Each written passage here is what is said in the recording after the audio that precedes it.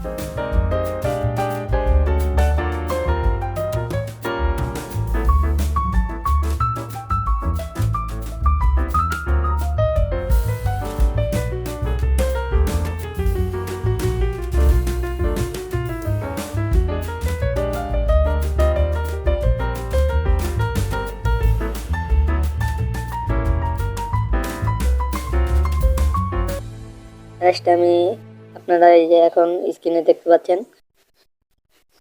তো আমি মনে করি এই প্যারা যে এটা বেস্ট। তো এটা সাউন্ড কোয়ালিটিও আমি শুনেছি খুব ভালো, আর চার্জও মোটামুটি ভালোই যায়।